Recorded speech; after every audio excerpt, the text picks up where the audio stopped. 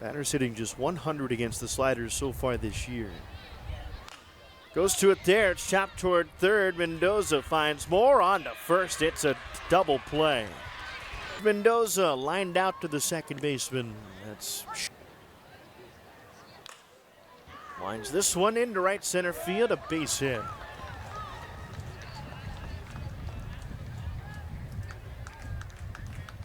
System here at AAA.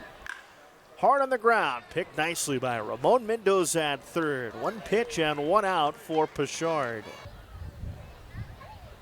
Ground ball right to the third baseman, Mendoza. Another runner caught in a rundown. Good job by Tellez to allow Zokar to get to scoring position, but that's back-to-back days where a runner caught between home and